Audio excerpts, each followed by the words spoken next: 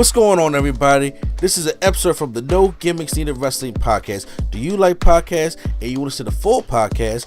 Make sure you check out the No Gimmicks Needed Wrestling podcast on all your podcast platforms, such as Apple Podcasts, Google Podcasts, Stitcher, Spotify, iHeartRadio, among many others. But you're listening to the episode right here on YouTube, so make sure you hit that like button and below, and make sure you hit the subscribe button to NC Studios and NC Level Up for all your gaming needs. This is the Nerd Coalition. Enjoy the show. Let's go off of one of the biggest stories that happened this past week, and that was my girl, man.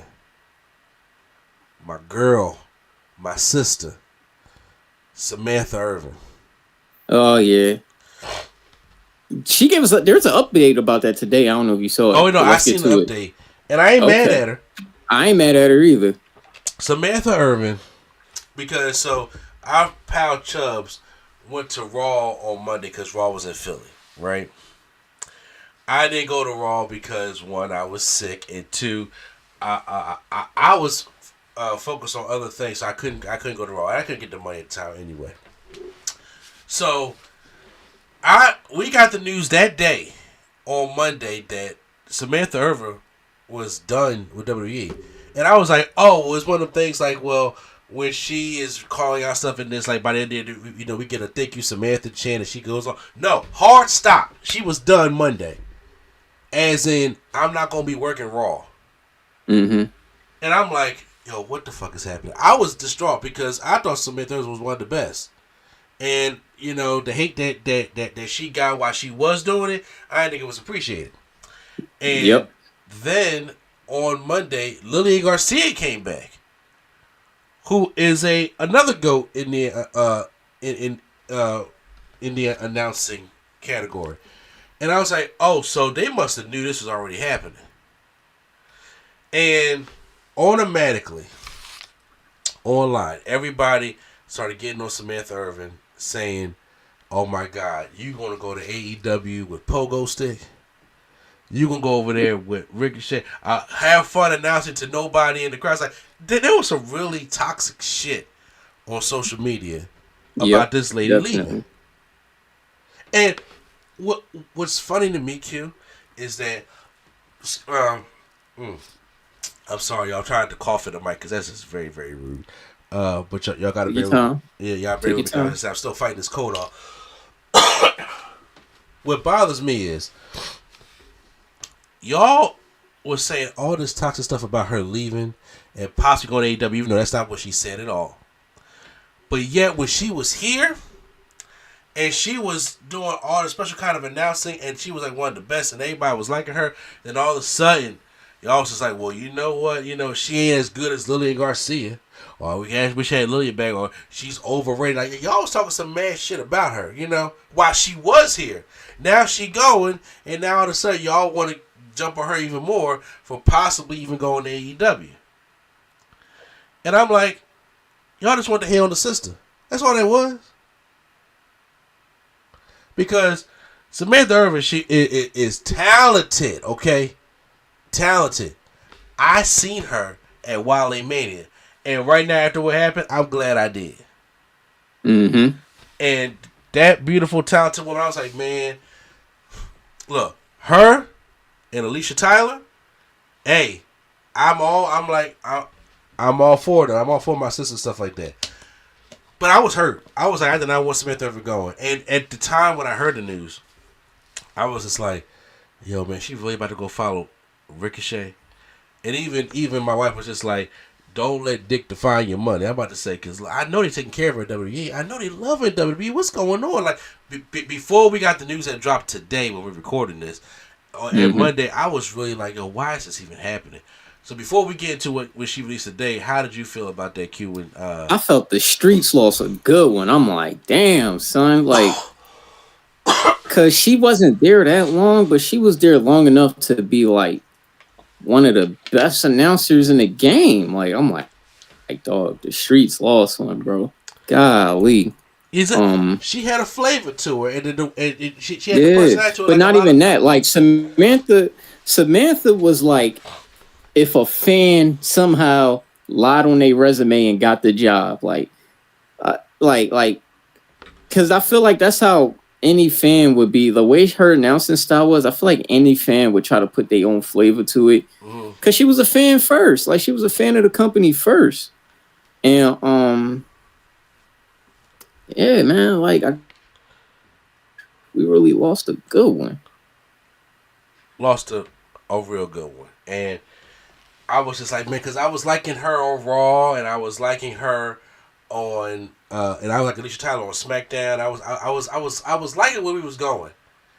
I was liking where we was going, and I just like her flavor and everything like that too. And I was just like, man, it's been real. And then once again, just the hate that she was getting was just Unnecessary. very unnecessary.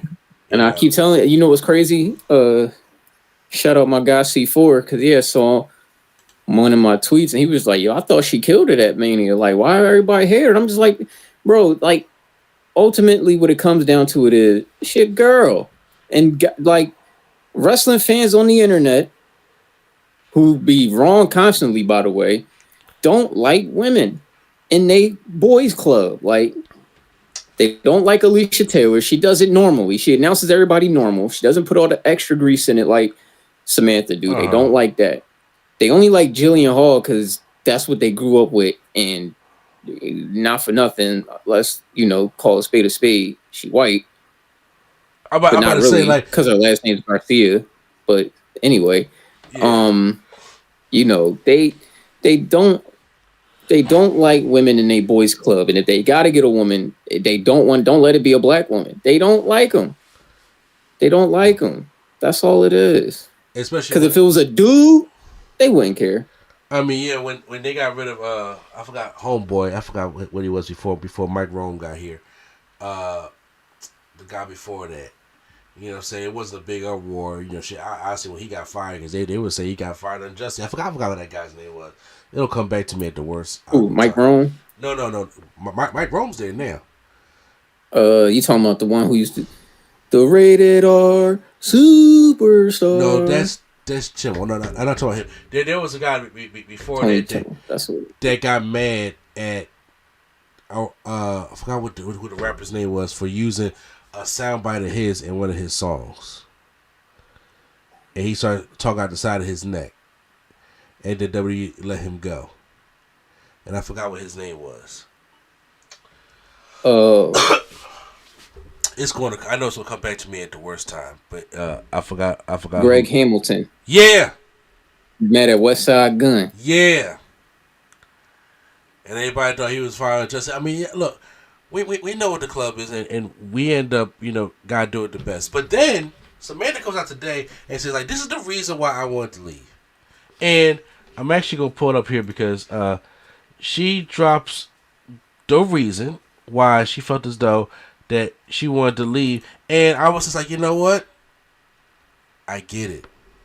Mm-hmm. I get it because once again, I think that is also one of the things that Brandy was going through also. So Samantha came out and she reveals that she doesn't like ring announcing. She wanted to be a manager. And I'm like, you know what? I can see that. I could have said that. She said, this is what Samantha ever said. I'm reading this from 411 Mania, their website. Excuse me. I don't like announcing. I'm serious. Announcing was only supposed to be my way in. I wanted to manage, maybe even become a general manager one day. But WWE saw no other future for me besides announcer. I love watching the action, but I don't love being an announcer.